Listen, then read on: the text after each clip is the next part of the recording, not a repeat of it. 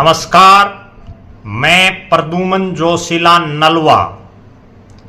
प्रदेश के पूर्व मुख्यमंत्री और वर्तमान में नरेंद्र मोदी जी की कैबिनेट में भारी भरकम विभागों के मंत्री मनोहर लाल जी अगर अपने कार्यकाल में जो उनका 9.5 साल का हरियाणा प्रदेश में मुख्यमंत्री का कार्यकाल रहा, चाहे उसकी पहली टर्म हो या दूसरी टर्म, अगर उसमें वो जिस तरह के नायाब फैसले वर्तमान में हरियाणा के मुख्यमंत्री नायब सिंह सैनी ले रहे हैं, अगर वो इन फैसलों को ले रहे होते और उन्होंने ऐसा किया होता तो ना ही तो पिछली बार बीजेपी जो बहुमत से कम रही वो रहती, बल्कि बीजेपी अपने दम पर सरकार बढ़ा लेती, और ना ही अब जो 10 से 5 पर लोकसभा में बीजेपी आ गई और 5 सीटें वो हार गई, ऐसा हस्र भी पार्टी का नहीं होता। पिछले 9.5 साल में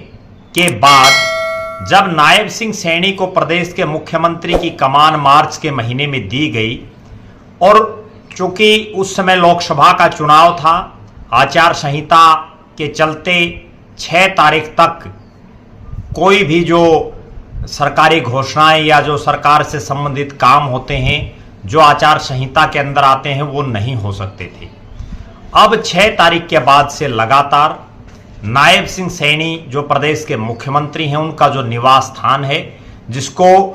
पूर्व मुख्यमंत्री मनोहर लाल जी ने संत कबीर कुटीर का नाम दिया, उस संत कबीर कुटीर जो हरियाणा के मुख्यमंत्री का निवास स्थान है, उसमें अब चहलकदमी और रौनक हो गई है। 9.5 साल तक वहां ना तो बीजेपी के नेता और कार्यकर्ता उस संख्या में दिखे जिस संख्या में होने चाहिए थे, ना प्रदेश की आम जनता दिखी, क्योंकि तब के हरियाणा प्रदेश के मुख्यमंत्री ना तो जनता से मिलते थे, ना वो बीजेपी के ही नेताओं और कार्यकर्ताओं की सुध लेते थे। उसी का ये नतीजा था और परिणाम था कि बीजेपी के नेता और कार्यकर्ता अंदर से बिल्कुल भरे बैठे थे और अधिकतर जगहों पर उन्होंने सही ढंग से काम नहीं किया, नीयत से काम नहीं किया, जिसका परिणाम ये रहा कि हरियाणा प्रदेश में बीजेपी 10-0 से 5-5 पर आ खड़ी हुई। और चूंकि अभी 3 महीने बाद विधानसभा का चुनाव घोषित हो जाएगा, उसके बाद क्या हालात होगी बीजेपी की,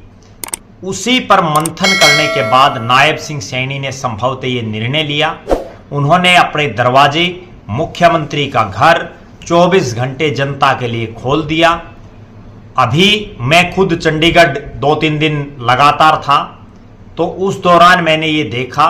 कि देर रात तक प्रदेश के मुख्यमंत्री नायब सिंह सैनी हरियाणा प्रदेश की जनता से, बीजेपी के नेताओं और कार्यकर्ताओं से, और जो लोग अपनी दरखास्त लिए हुए हैं उन सभी से मिल रहे थे, उनकी बातों को सुन रहे थे। इससे पहले ना तो यहां कोई दरखास्त देने वाला आता था, ना कोई लेने वाला दिखाई देता था। बीजेपी के नेता और कार्यकर्ता पूरी तरह से इस शासन से जो है खुश दिखाई नहीं दे रहे थे। हरियाणा की जनता भी 9.5 साल के मनोहर कार्यकाल से ऊब चुकी थी। अब नायब सिंह सैनी ने क्या परिवर्तन उसमें किया?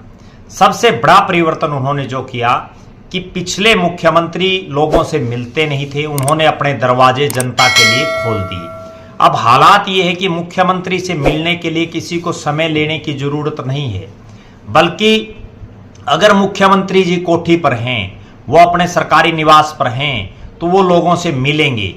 और वो हर आदमी की दरख्वास्त लेकर के उसका समाधान करवाने की तरफ एक कदम बढ़ाने का काम कर रहे हैं।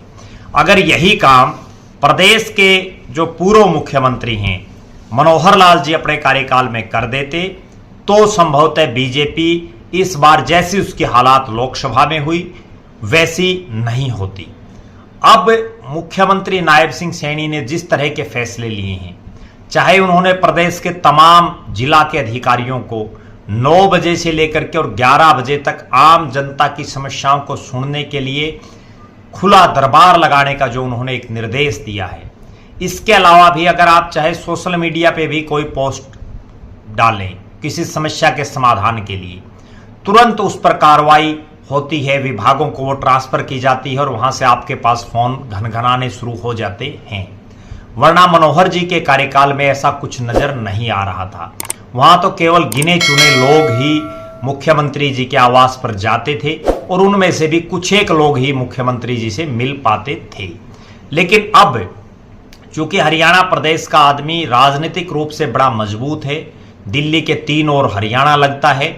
और राजनीतिक सूझबूझ लोगों में ज्यादा है, उनके काम बने या ना बने उन्हें उससे भी कोई बहुत ज्यादा मतलब नहीं है। उन्हें मतलब यह है कि प्रदेश का जो मुखिया है, मुख्यमंत्री जो है, वो कम से कम हमारी बात सुने, तो हमारी बात सुनने वाला कोई आदमी तो हो। अब चूंकि हालांकि अगर ये फैसला देश के प्रधानमंत्री नरेंद्र मोदी जी और बीजेपी का शीर्ष नेतृत्व 6 महीने पहले ले लेता तो हो सकता है इसका रंग कुछ और दिखाई देता, लेकिन देर आए दुरुस्त आए। अब ये फैसला तो